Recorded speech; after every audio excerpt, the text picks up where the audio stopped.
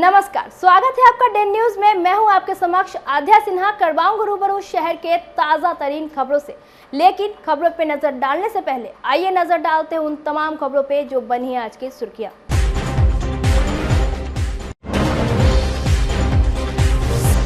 चाची के दशम कर्म के दिन हो गई भतीजे की हत्या, पूरे इलाके में मच गया कोहराम। एक होटल मालिक पर लगा हत्या करने का आरोप।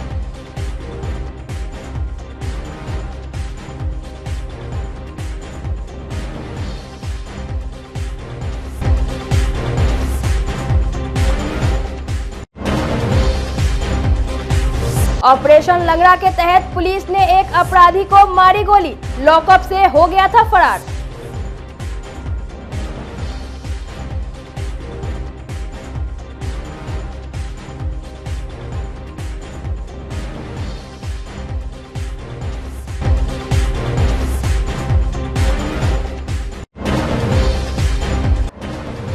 और टैंकर से तेल के बजाय शराब मिलने पर पुलिस रह गई हैरान, भारी मात्रा में विदेशी शराब जब्त।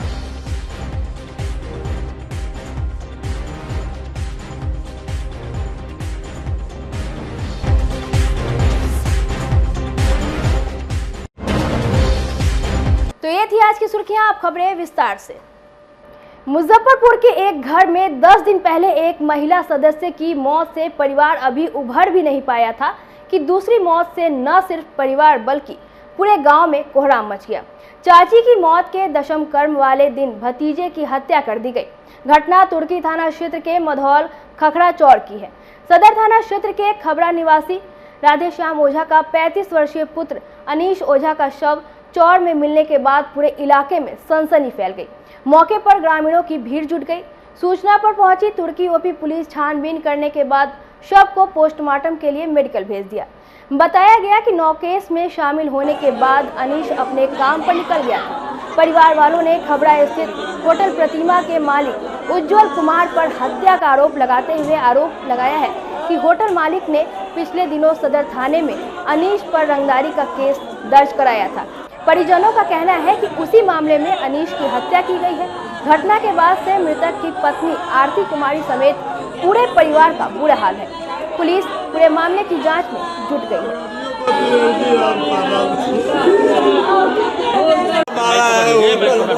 मार दिया मेरे पापा को।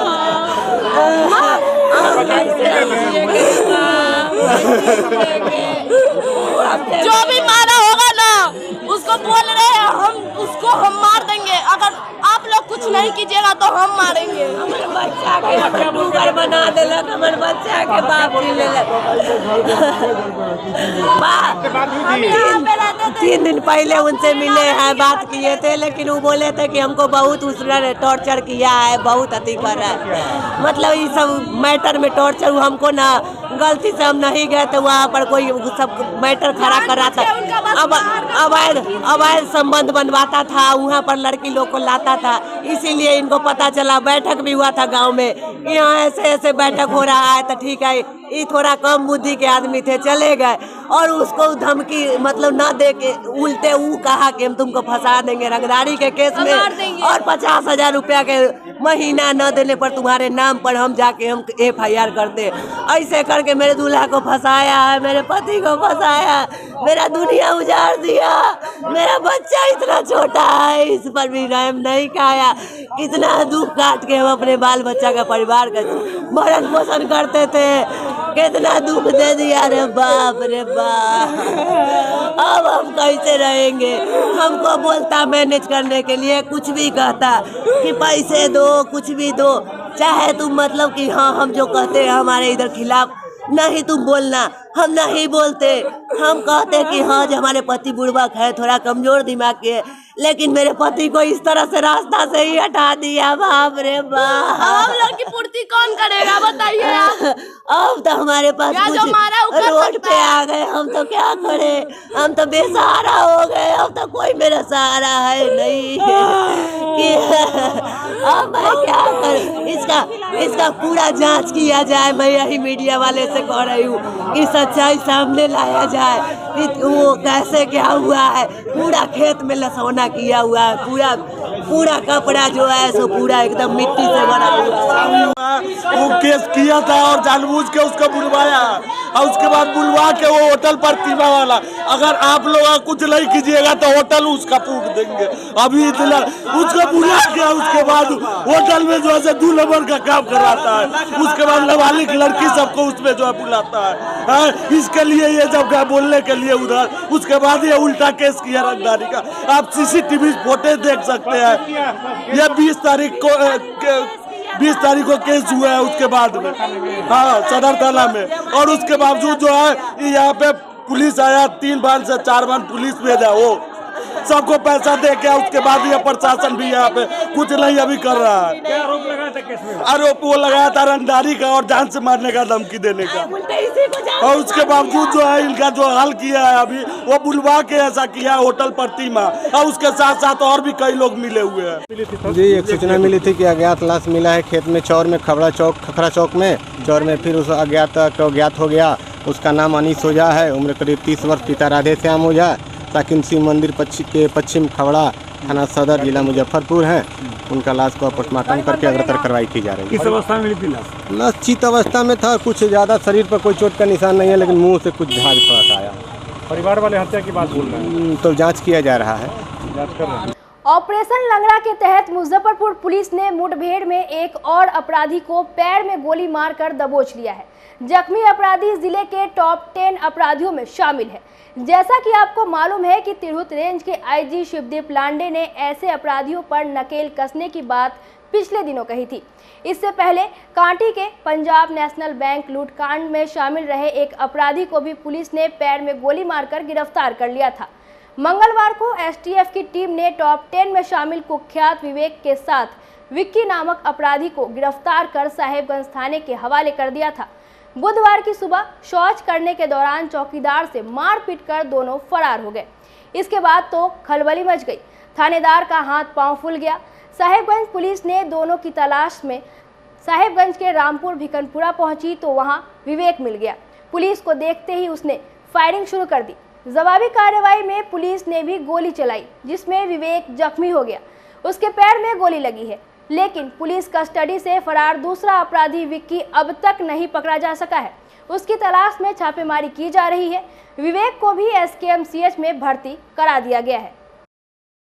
बिहार एसटीएफ के मुजफ्फरपुर विंग को सूचना मिली कि साहेबगंज इलाका में 2 कुख्यात अपराधी है जो कि पूर्व से कई कांडों में वंचित है। विशेष टीम ने उसे गिरफ्तार कर साहेबगंज पुलिस के हवाले किया, लेकिन आज सुबह में शौच जाने के क्रम में जो कुख्यात अपराधी जिस पर इनाम भी घोषित किया गया था, विवेक कुमार और विक्की कुमार, दोनों पुलिस को घायल करके मारपीट करके हाजत से भागने लगे और भागने में सफल भी हो गए। इस दौरान 2 चौकीदार और एक साहेबगंज थाने के पदाधिकारी गंभीर रूप से घायल हो गए। दोनों का इलाज अस्पताल में कराया जा रहा है और पुलिस लगातार इन अपराधियों को पकड़ने में लगातार पुलिस की कई विंग जो है वो लगी हुई थी। इसी क्रम में दोपहर में साहेबगंज थाना क्षेत्र के रामपुर भिकनपुरा में पुलिस को सूचना मिली कि जो कुख्यात अपराधी है विवेक, वो इसी चौर में छुपा हुआ है। पुलिस ने चारों तरफ से चौर को घेर लिया। इस दौरान विवेक के द्वारा कई राउंड पुलिस पर गोली चलाई गई। जवाबी कार्रवाई में पुलिस ने भी इधर से गोली चलाई, जिसमें से एक गोली विवेक के पैर में लगी है, जो कि कुख्यात अपराधी है। विवेक का इलाज इस वक्त मुजफ्फरपुर के श्री कृष्ण मेडिकल कॉलेज अस्पताल में चल रहा है और हालांकि पुलिस अभी इस मामले में कुछ भी बोलने से इनकार है। बता दें कि विवेक पर इनाम भी घोषित किया गया था और इस दौरान उसका जो साथी है विक्की, वो अब भी पुलिस गिरफ्त से फरार है। तो उसकी तलाश में पुलिस की टीम जो है वो लगातार छापेमारी कर रही है। हालांकि जो बताया जाता है कि जो अपराधी विवेक है वो पुलिस पर कई राउंड गोली चलाई और चलाने के दौरान पुलिस की गाड़ी पर भी गोली लगी है। फिलहाल उसका जो है इलाज चल रहा है और दूसरे अपराधी जो है उसकी गिरफ्तारी के लिए पुलिस जो है वो लगातार छापेमारी कर रही है। हालांकि पुलिस पदाधिकारी जो हैं एसएसपी हैं वो कल प्रेस कॉन्फ्रेंस करके पूरी घटनाक्रम बताएंगे। फिलहाल अभी जो घायल अपराधी है उनको पैर में गोली लगी है, उनका इलाज श्री कृष्ण मेडिकल अस्पताल में चल रहा है। इस घटना के बाद इस मुजफ्फरपुर में ये दूसरी इनकाउंटर है और इस इनकाउंटर के बाद से अपराधियों के बीच एक खौफ और डर दहशत का माहौल है।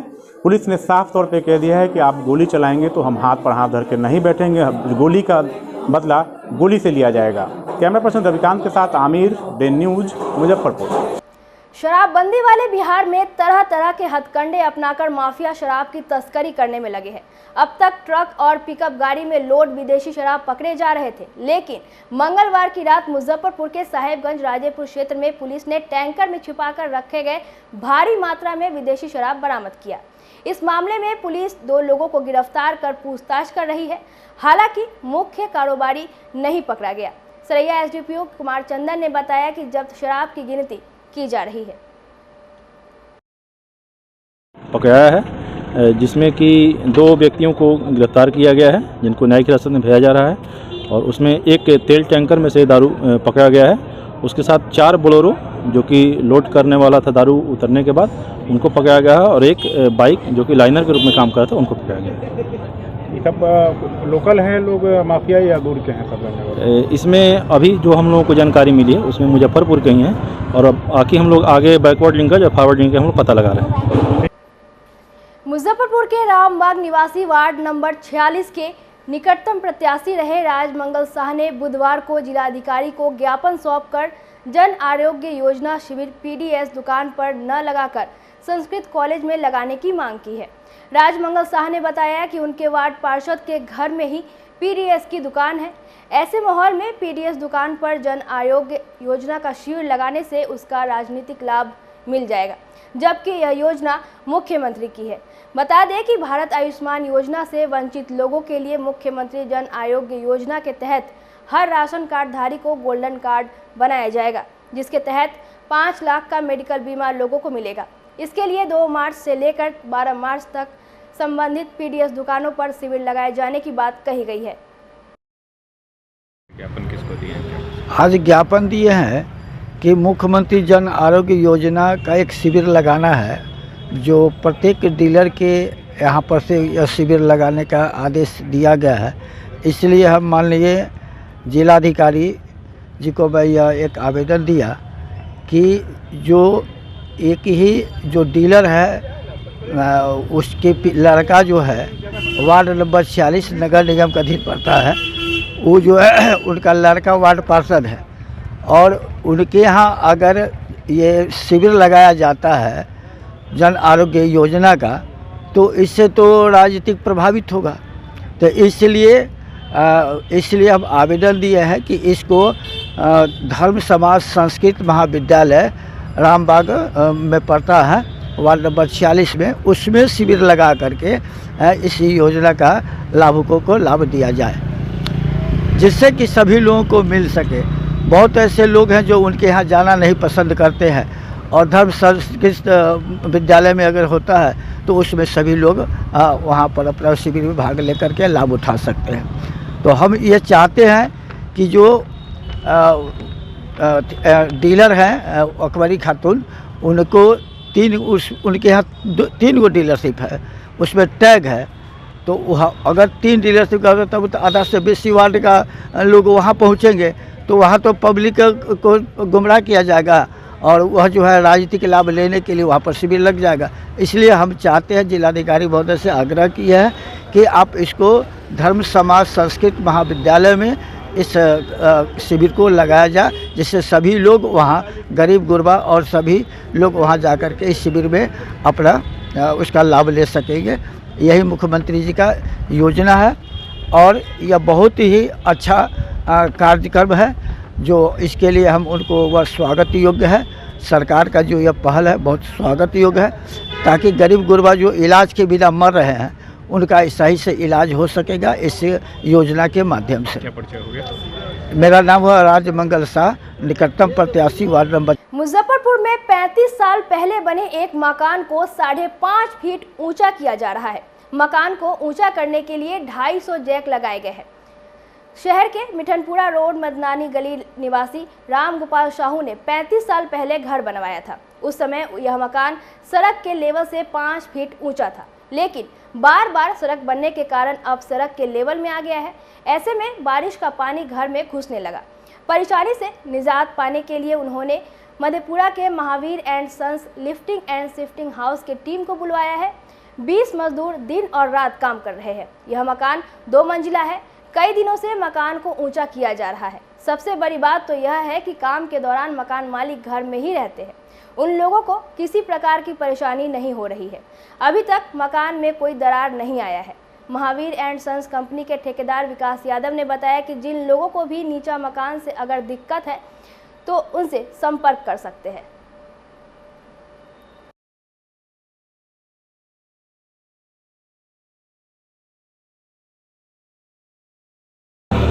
जग से उठा रहे हैं। हाँ, जग से उठा रहे हैं। उठा रहे हैं। हाँ। कितना अभी तक किए हैं? 5 फीट। 5 फीट पर कितना बाकी है? थोड़ा 4 इंच 5 इंच बाकी है। चलिए आप बताइए। बोलिए। क्या कर रहे हैं? मकान उठा रहे हैं जग से। डर नहीं लग रहा है? नो, डर नहीं लग रहा है। डर खत्म? गिर उड़ गया था? नहीं, गिरबे नहीं करता, अभी तक नहीं गिरा है। अभी तक नहीं गिरा? ना। सर मकान उठाते हैं हम। नीचा मकान? जी। कैसे उठाते हैं? जैक से। ये कहाँ सीखे हैं आप? ये हम लोग चेन्नई से सीखे हैं। चेन्नई से? जी। वहाँ सीख के बिहार में भी सेवा दी? जी। मुजफ्फरपुर में काफ़ी करते हैं? जी, बहुत सारे मकान उठाए हैं। रहना वना सब यहीं पे? सब यहीं पे है। सबसे पहले हमारा कंपनी का नाम है महावीर एंड सन्स कंपनी, जो कि हम लोग मकान उठाते हैं ज़मीन से, जिसमें पानी घुसता है, जिसको दिक्कत होता है मकान मालिक को कोई डरना नहीं है। मकान मालिक ऊपर में ही रहते हैं, हम लोग काम करते हैं। डर उड़ नहीं? नहीं, डर उड़ नहीं लगता है, गिरगिट नहीं करता है, ऐसा कभी हुआ नहीं है। अच्छा, ये क्या लगाते हैं जो उसको उठाया जाता है? ये सबसे पहले दीवार तोड़ते हैं हम लोग 1.5 फीट, उसके बाद ये जैक लगते हैं, जैक देख रहे हैं, जैक लगते हैं, उसके बाद ये चैनल गार्डर लगता है, उसके बाद उठाया जाता है जमीन। जी। ये कितना दिन में कंप्लीट हो जाता है? 1 से 1.5 महीना हम कंप्लीट करके देते हैं। दे देते हैं? जी। अच्छा, क्या कॉस्ट वगैरह कुछ आता है?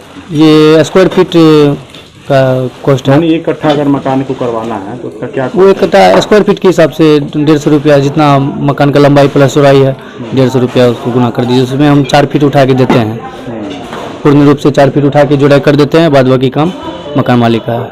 अच्छा, टीम वर्क कितने लोग रहते हैं आपके टीम वर्क में? अभी यहाँ पे 20 लोग डेली काम करते हैं। जी। 1-1.5 महीना में कंप्लीट हो जाए? जी, 1-1.5 महीना में पूरा कंप्लीट कर दिए? अभी 5 फीट होने वाला है। टेक्नोलॉजी लाए कहाँ से ये सब? ये सब काम किए, बाहर में काम करके सीखे हैं, मेहनत किए हैं, और सब बिहार आके सेवा? उसके बाद बिहार आके। तो जो मुजफ्फरपुर में लोग आपको देख रहे हैं उनको क्या कहेंगे? हम तो यही कहेंगे, जिसको पानी का परेशानी है वो कृपया संपर्क करे, हमारे मोबाइल नंबर है, संपर्क करे, परेशानी से छुटकारा पाए। मुजफ्फरपुर के नीतीश्वर कॉलेज में बुधवार को रसायन विभाग की ओर से राष्ट्रीय विज्ञान दिवस का आयोजन किया गया, जिसमें प्राचार्य मनोज कुमार सहित कई शिक्षक उपस्थित रहे। कार्यक्रम के ऑर्गेनाइजिंग सेक्रेटरी अभय नंदन श्रीवास्तव ने बताया कि इस अवसर पर व्याख्यानमाला, पोस्टर प्रेजेंटेशन, ओरल प्रेजेंटेशन और क्विज प्रतियोगिता का आयोजन किया गया। सबसे पहले कॉलेज के विज्ञान भवन में विकसित भारत के लिए स्वदेशी तकनीक विषय पर व्याख्यानमाला का आयोजन किया गया, जिसका उद्घाटन प्राचार्य मनोज कुमार एवं मुख्य वक्ता सोनूराम शंकर ने संयुक्त रूप से दीप प्रज्वलित कर किया। मुख्य वक्ता ने भारतीय तकनीकी की परंपरागत महत्व एवं आधुनिकीकरण की जानकारी दी। उन्होंने बताया कि किस प्रकार वेदों में बताए गए ज्ञान का उपयोग करके आज भारत को विकसित भारत बनाया जा रहा है। उन्होंने कहा कि विज्ञान के क्षेत्र में आज हर तरफ काफ़ी प्रगति हुई है।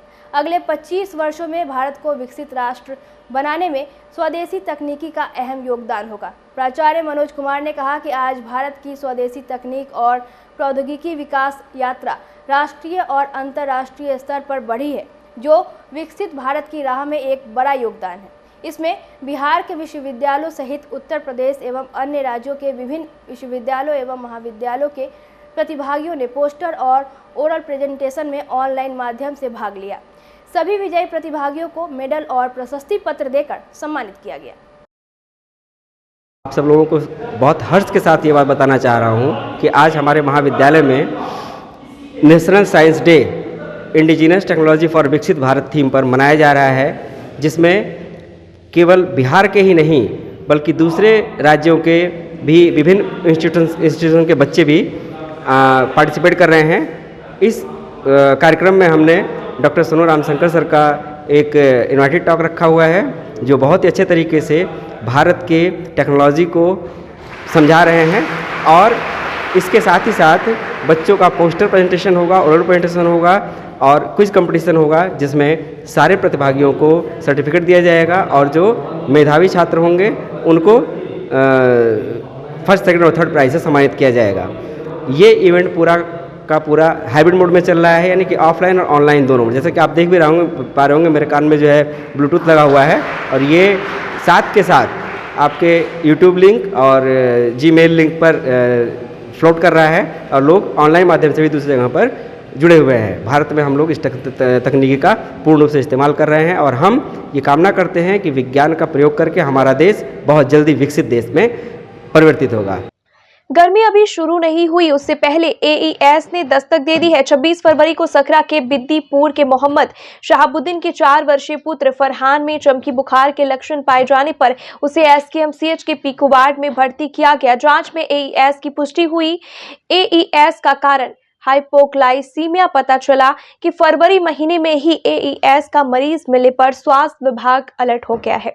अपर मुख्य चिकित्सा पदाधिकारी डॉक्टर चंद्रशेखर प्रसाद ने बताया कि AES को लेकर तैयारी पूरी है। MBBS के अलावा आयुष चिकित्सकों को भी इसके इलाज में लगाया जाएगा। जिला स्वास्थ्य विभाग पिछली बार की तरह इस बार भी 0 डेथ पॉलिसी पर काम कर रहा है। हैरानी वाली बात यह है कि AES पीड़ित बच्चा इलाज के लिए SKMCH आया, इलाज करने के बाद डिस्चार्ज होकर चला भी गया, लेकिन अस्पताल प्रबंधन की ओर से समय पर इसकी जानकारी ना तो जिला प्रशासन और ना ही स्वास्थ्य समिति को दी। हाँ, चमकी को लेकर सभी जगह ES वार्ड बना दिया गया है, रोस्टर बनाया गया है डॉक्टरों का, और जो भी बुखार से संबंधित है, बच्चे हों या बड़े जो भी आते हैं, खास करके बच्चों में इसका प्रभाव ज़्यादा देखा जाता है, तो उनको ला के हॉस्पिटल में उसका इलाज कराना है। वार्ड बना हुआ है, वार्ड में भर्ती करना है। एज के प्रोटोकॉल से संबंधित सभी प्रकार के दिशा निर्देश लोगों को दिया गया है और प्रोटोकॉल से संबंधित जितनी भी दवाइयाँ हैं वो सभी दवाइयाँ उपलब्ध हैं। उस दवाओं का उपयोग उन बच्चों को जो पीड़ित हैं उनका करना है। अगर PSC से नहीं हो रहा है, अगर किसी प्रकार की ज़्यादा संभावना है बीमारी की, तो इसको सदर अस्पताल में हमारे यहाँ वार्ड बना हुआ है जो 24/7 कार्यरत है। वहाँ सभी स्टाफ है, डॉक्टर है, 24 घंटा उनका इलाज करने के लिए और उनकी इलाज की व्यवस्था है। सर, बच्चों में AES की पुष्टि कैसे की जाती है? बच्चों में AES की पुष्टि देखिए, तो वायरल डिजीज़ है जिसको चमकी के साथ बुखार आता है और हाई टेम्परेचर 102, 103, 104 डिग्री तक चला जाता है। तो इस परिस्थिति में मस्तिष्क में जाने की संभावना रहती है, मस्तिष्क ज्वर हो जाता है, तो उसको तुरंत उसका बुखार को कंट्रोल करना है ताकि वो बीमारी आगे जाके मस्तिष्क में नहीं चल जाए और मस्तिष्क रोग मत नहीं हो जाए उसको। तो उसकी व्यवस्था अस्पतालों में है। हमारे यहाँ सभी प्रकार की दवाइयाँ हैं जिससे उसकी इलाज की जाती है। अच्छा, PSC लेवल पे किस तरह की व्यवस्था इस बार की गई है और कितने पैरामेडिकल स्टाफ और डॉक्टर की प्रतिनियुक्ति की गई है? सदर से लेकर PSC तक सभी जगह AES वार्ड बना हुआ है। मैंने बताया आपको कि 24/7 सभी जगह सभी डॉक्टर हैं, उनकी रोस्टर ड्यूटी लगी हुई है सभी दवाइयों के साथ। पैरामेडिकल स्टाफ भी है जो 24 घंटा निरंतर वहाँ उनको रहना है, उसका इलाज करना है। किसी प्रकार की अगर विशेष परिस्थिति में कोई उसके और इलाज की ज़रूरत है तो सदर अस्पताल में हमारे यहाँ कंट्रोल यूनिट बना है, यहाँ ला के उसको भर्ती कराया जा सकता है। मौसम में आ रहे बदलाव का सेहत पर विपरीत असर पड़ा है। मुजफ्फरपुर के सदर अस्पताल में इन दिनों काफी मरीज पहुंच रहे हैं जिनमें सर्दी, बुखार सहित उल्टी, दस्त के मामले सामने आए हैं। दिन में मौसम गर्म, वहीं देर शाम होते ही वातावरण सर्द हो जा रही है जिसका सेहत पर असर पड़ने लगा है। लोगों में बुखार, उल्टी, दस्त, बदहजमी सहित कई तरह की शिकायत शुरू हो गई। सदर अस्पताल के अलावा निजी नर्सिंग होम में भी मरीजों की संख्या बढ़ रही है। मुख्य चिकित्सा पदाधिकारी डॉक्टर चंद्रशेखर प्रसाद ने बताया कि आम दिनों में OPD में करीब 50 मरीज होते हैं, लेकिन मौसम बदलने के कारण हर रोज 200 से ज्यादा मरीज OPD में पहुंच रहे हैं। लोगों को स्वास्थ्य पर विशेष ध्यान देने की जरूरत है। ऐसे मौसम में साफ सुथरा और गर्म भोजन करना चाहिए। उन्होंने कहा कि आने वाले दिनों में गर्मी बढ़ेगी तो समस्या और बढ़ सकती है। कोई मौसम परिवर्तित होता है तो कुछ न कुछ वायरल डिजीज़ लेके आता है। जैसे अब जाड़े से गर्मी की ओर परिवर्तन हो रहा है, तो इस समय सर्दी खांसी से संबंधित बीमारी, सर्दी खांसी, बुखार, सोर थ्रोट, फेरेंजाइटिस, लेरेंजाइटिस, इस प्रकार की बीमारियां अमूमन आती है बुखार के साथ। और आँख की भी बीमारियां, वायरल डिजीज आता है जिसको कंजक्टिवाइटिस कहते हैं। तो आँख की बीमारी में मानते हैं कि आँख को साफ़ सुथरा रखें, पानी से हमेशा धोए, साफ़ कपड़े से अपने आँख का इस्तेमाल करें। और दूषित खाना अगर घर में है, सुबह का बना हुआ शाम को नहीं खाए, ताज़ा खाने का व्यवहार करें और साफ़ सुथरा रखें। और अगल बगल में अपने जो गंदगी है, जल जमाव की स्थिति रहती है, जिसके कारण इन्फेक्शन या मच्छर के कारण बीमारी पड़ती है, उससे भी बचाव करना चाहिए। और अभी देखिए जो सीज़न है उससे सर्दी खांसी बुखार तो आ ही रहा है, साथ में एईएस भी है। अब सीज़न आ गया है, एईएस की बीमारी जो बच्चों में चमकी बुखार आती है उसका भी सीज़न है अभी, वो भी आने की संभावना रहती है। तो इस संदर्भ में सभी ब्लॉक के प्रभारी और मैनेजर को सभी हॉस्पिटलों में निर्देश दिया गया है कि जहाँ भी सर्दी खांसी बुखार या बुखार से संबंधित कोई पीड़ित है तो उसका तुरंत अस्पताल में लाके इलाज करावे और जो संभव हो उसे उसको उपलब्ध करावे। सभी जगह डॉक्टरों को ये बताया गया है जो हमारे यहाँ दवा उपलब्ध है। हमारे यहाँ अमूमन सभी प्रकार की दवाइयाँ सभी बीमारियों के संबंधित उपलब्ध है और उनको मुफ्त में दिया जाता है। जांच भी है हमारे यहाँ, सभी प्रकार के करीब सभी प्रकार के पैथोलॉजी टेस्ट होते हैं और पैथोलॉजी के टेस्ट की अगर आवश्यकता है तो उसको पैथोलॉजी टेस्ट भी करा लेना है। डीएम सुब्रत कुमार सिंह ने बुधवार कच्छ पश्चिमी अनुमंडल के विभिन्न प्रखंडों का निरीक्षण किया। इसी क्रम में मोतीपुर प्रखंड कार्यालय पहुंच प्रखंड कार्यालय का निरीक्षण किया और आम लोगों से मिलकर उनकी समस्या सुनी। डीएम ने कहा कि दाखिल खारिज के कार्य में काफी तेजी आएगी। उन्होंने कहा कि अगर कोई कर्मचारी इस कार्य में बाधा उत्पन्न करने का प्रयास किया तो उस पर सख्त कार्रवाई होगी। निरीक्षण के दौरान सीओ, बीडीओ सहित जिले के कई अन्य अधिकारी व कर्मचारी मौजूद रहे। देखिए, अब लोग विभिन्न प्रखंडों में जा रहे हैं और उसी कड़ी में आज 4 प्रखंड का जो पश्चिमी अनुमंडल क्षेत्र में पड़ता है विजिट मेरा रहा है और हम लोग देख रहे हैं कि प्रखंड अंचल में किस तरह की समस्याएं हैं। जो सरकार की कल्याणकारी स्कीम्स हैं उनका लाभ सब लोगों को मिले। बेसिकली राजस्व एवं भूमि सुधार विभाग में जो म्यूटेशन के मामले लंबित हैं, अब तो सारे अंचल में नए अंचल अधिकारी आ गए हैं, तो इनसे यही अपेक्षा है कि म्यूटेशन के लंबित मामलों का तेजी से निष्पादन हो और काफ़ी काम हो भी रहा है। नोटिस वगैरह हुआ है, जो मैंडेटरी 14 दिन का नोटिस का पीरियड होता है और सारे मामलों में हम लोगों ने नोटिस करने बोला है। सभी पक्षों को सुन करके सीओ आदेश पारित करेंगे और म्यूटेशन के मामलों का ससमय निष्पादन करने का हम लोग भरपूर प्रयास करेंगे और मार्च के बाद आप लोगों को इसमें काफ़ी प्रगति भी दिखेगी। जो कर्मचारी या पदाधिकारी इसको विफल करने का प्रयास करेंगे उनके ऊपर हम लोग लोक सेवा जो अधिकार अधिनियम है उसके तहत आवेदनों पर जो पेंडेंसी है उस पर हम लोग फाइन भी लगाएंगे। यह सारा चीज़ बता दिया गया है। इसके अतिरिक्त चुनाव को लेकर के जो तैयारियां हैं वो भी हम लोग देख रहे हैं। बूथ पर एएमएफ की व्यवस्था, पैरामिलिट्री फोर्स के लिए रुकने का, और अभी मेरे और एसएसपी साहब के द्वारा पुनः सारे सेक्टर के पुलिस पदाधिकारी और जो सिविल साइड के ऑफिसर्स होते हैं उनके साथ अगले वीक पुनः बैठक होनी है। तो निर्वाचन को लेकर के भी हम लोग को तैयारी करनी है और उसके साथ साथ जो रूटीन काम है। बिहार की बढ़ती आबादी और बेहतर विधि व्यवस्था को लेकर बिहार में पुलिस थानों की संख्या बढ़ाई गई है। इसके लिए 200 से अधिक आउटपोस्ट को अपग्रेड कर दिया गया है। मुजफ्फरपुर के कई ओपी को थाने में तब्दील कर दिया गया है। इसके अलावा कई थाने के पुराने भवन को नया मॉडल भवन मिलने जा रहा है। मुजफ्फरपुर के इंडस्ट्रियल एरिया बेला थाना को भी नया भवन मिल गया है। बुधवार को SSP Rakesh Kumar, city SP Awadhesh Dixit समेत कई अधिकारी पहुंचकर थाने का निरीक्षण किया। अगले 10 से 15 दिनों के अंदर बेला थाना पूर्ण रूप से बनकर तैयार हो जाएगा। इससे पहले बेला थाना जर्जर भवन में चल रहा था। सरकार से स्वीकृति मिलने के बाद थाने को नए भवन में शिफ्ट किया गया है। 10 दिनों के अंदर थाने के नए भवन का शुभारंभ कर दिया जाएगा। हाँ, इसका क्योंकि लगभग काम कंप्लीट है और हफ्ता से 10 दिन के अंदर ये कंप्लीट होकर हम लोगों को हैंडओवर हो जाएगा और हम लोग इसमें शिफ्ट करेंगे। तो एक जो फाइनल टच है उसका काम हम लोग देखने आए थे अभी, और जो थोड़ा बहुत कमियां उसके बारे में जो यहाँ पे लोकल में कॉन्ट्रैक्टर हैं उनको हम लोगों ने इंस्ट्रक्ट भी किया है। मॉडर्न थाना है, काफ़ी बड़ा थाना है, बड़ा थाना है काफ़ी। इसमें सहूलियत मिलेगा माल खाना से लेकर। हाँ, इसमें सारी चीज़ें हैं। इसमें माल खाना भी है, महिला और पुरुष हाजत भी है, लोगों के लिए बैठने की जगह भी, आगंतुक कक्ष भी है। इसके अलावा हम लोग यहाँ आरओ वगैरह भी लगवा रहे हैं और हम लोग की कोशिश यही है कि यहाँ पे जो पुलिसकर्मी और पदाधिकारी हैं वो बहुत अच्छे तरीके से रहें और जो पब्लिक भी यहाँ आती है थाने में उनको भी कोई असुविधा नहीं। कब तक रेडी हो जाएगा ये? मेरे ख्याल से अगले 10 दिन में कंप्लीट हो जाना चाहिए और 15 मार्च तक हम लोग इसमें शिफ्ट कर देंगे। Thank you.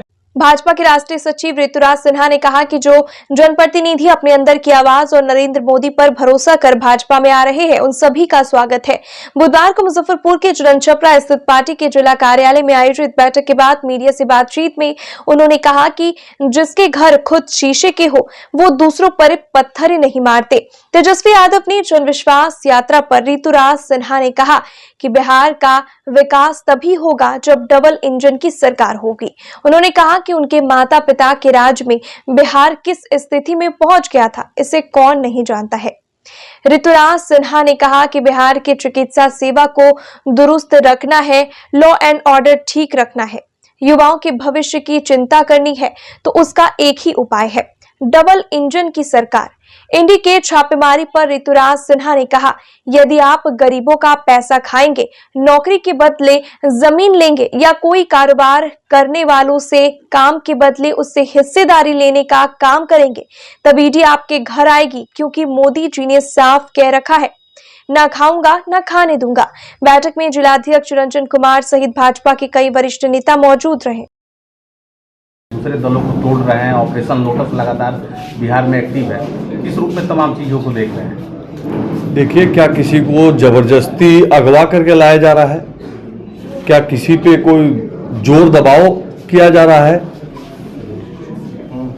लोग स्वतः नरेंद्र मोदी जी के नेतृत्व को स्वीकार करते हुए और जो जनप्रतिनिधि हैं वो अपने मतदाताओं की आवाज को सुनते हुए अपना निर्णय ले रहे हैं। बची बात जोर जबरदस्ती करने की, तो अभी कुछ दिन पहले किसने अपने आवास पे सबको बंद करके रखा था और पुलिस जाके छुड़वा के ला रही थी, और किसके घर पे विधायक जो है लॉकअप में थे मतदान से पहले, सदन में आने से पहले। ये तो सोच समझ के टिप्पणी करनी चाहिए कि आपका जब घर खुद कांच का हो तो दूसरे पे ढेला नहीं फेंकना चाहिए। अच्छा, तेजस्वी यादव जो विश्वास यात्रा पर है और बिहार में बदलाव की बात कर रहे हैं। देखिए, तेजस्वी यादव जी अगर बिहार में बदलाव की बात कर रहे हैं तो उनको ये तो पता जरूर होगा कि बदलाव अगर आएगा तो तभी आएगा जब डबल इंजन की सरकार बिहार में होगी, नरेंद्र मोदी केंद्र में और बिहार में भी एनडीए की सरकार होगी, तभी बदलाव आएगा। सही मायने में माननीय तेजस्वी जी के पिताजी और माताजी बिहार को किस हाल में ले गए थे 2005 से पहले, वो पूरा बिहार जानता है। और 2005 के बाद जो बिहार में बदलाव आया वो एनडीए के शासन में आया, और 2013 से जब से नीतीश कुमार जी अपना पोजीशन बदले और गए और लौटे, इस सब में जो हुआ, कुल मिलाकर बिहार का लॉस हुआ है।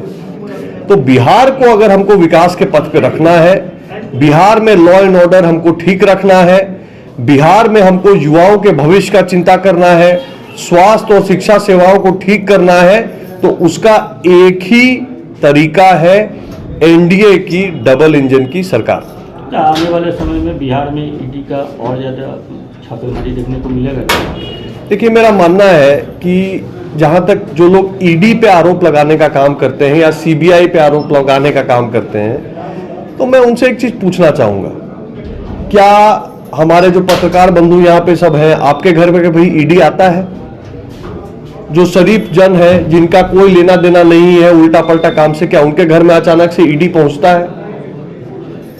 महोदय, ईडी और सीबीआई तभी कहीं जाती है जब आपके पिटारे में कोई गरीब का पैसा मारकर जमीन जायदाद जुटाने का ट्रैक रिकॉर्ड मिले।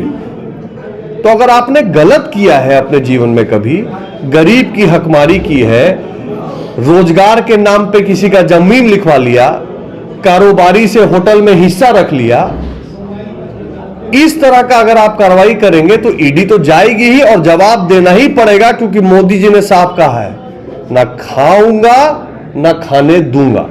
भाजपा के राष्ट्रीय मीडिया प्रभारी संजय मयूख ने तेजस्वी यादव की जन विश्वास यात्रा पर तीखा हमला बोला है। बुधवार को मुजफ्फरपुर के प्रसिद्ध बाबा गरीबनाथ मंदिर में पूजा अर्चना करने के बाद संजय मयूख ने कहा कि जैसे जैसे तेजस्वी की जन विश्वास यात्रा बढ़ेगी, वैसे वैसे उनका जनाधार और विधायक सीखेंगे।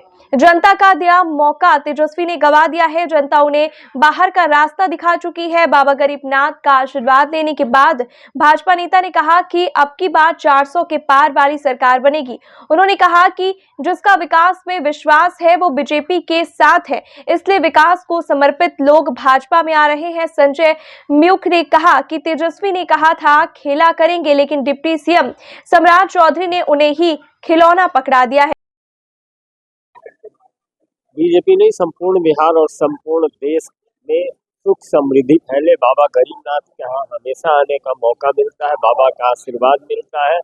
बाबा के आशीर्वाद से देश भी खुशहाल बने, प्रदेश भी खुशहाल बने और फिर से एक बार देश में 400 पार हो, ऐसी कामना हम देखी।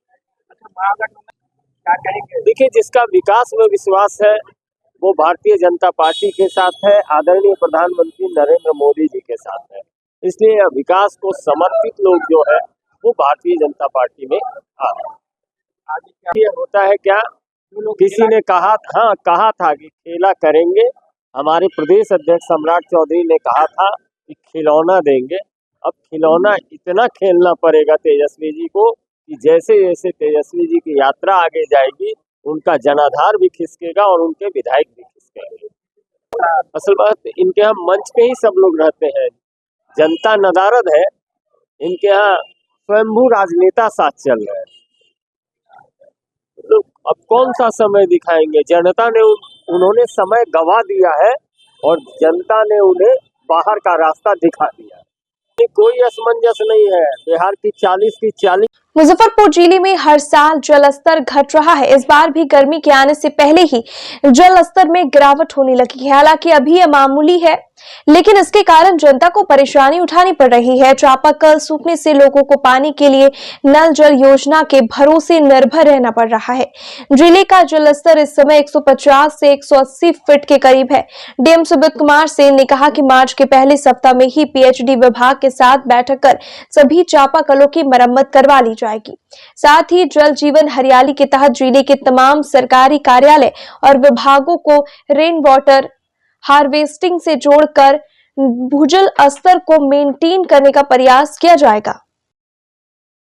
इसको हम लोग दिखवाएंगे और जो पीएचडी के स्तर से आवश्यक तैयारी होगी। अभी वीडियोज़ के साथ बैठक हम लोग मार्च में रखे हैं। उसमें चापाकल की मरम्मती हो, नल जल की स्कीम पे जो भी काम करना हो, ये प्रयास रहेगा कि मार्च के अंत तक, अप्रैल फर्स्ट वीक तक हम लोग इसको सारा इंश्योर करा लें। सब उसके लिए दल वगैरह भी हम लोग ठीक करवाने का, वो भी जल जीवन हरियाली का पार्ट है। तो वो भवनों में, सरकारी भवनों में बनना है। उसके लिए भी लगातार सभी विभाग जो है अपने भवनों पे लगाने के लिए प्रयास कर रहा है। उसमें भी हम लोग करवाएंगे।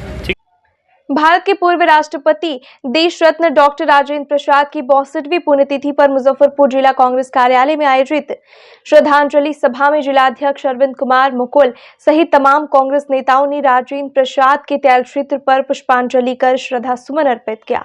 मौके पर जिला प्रवक्ता समीर कुमार, उमेश कुमार, राम विजय यादव, रितेश कुमार सिन्हा, सविता श्रीवास्तव, रोशन तारा सहित पार्टी के कई नेता उपस्थित रहे।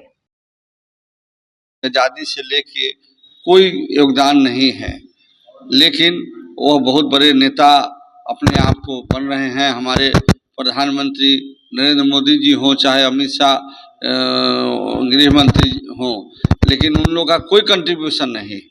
लेकिन आज जो है कि देश को जो सर्वांगीण विकास हुआ वो कांग्रेस ही सरकार में हुआ। और जवाहरलाल नेहरू जी हों, राजेंद्र बाबू हों, सरदार वल्लभ भाई पटेल हों, इंदिरा जी हों, राजीव जी हों, तो मैं राजेंद्र बाबू को सभी कांग्रेस पार्टी की ओर से उनको हम कोटि कोटि नमन करते हैं, श्रद्धांजलि अर्पित करते हैं। आज के लिए बस इतना ही। कल फिर मिलेंगे कुछ नई खबरों के साथ। तब तक मुझे और मेरे पूरे न्यूज़ टीम को दीजिए इजाजत। नमस्कार।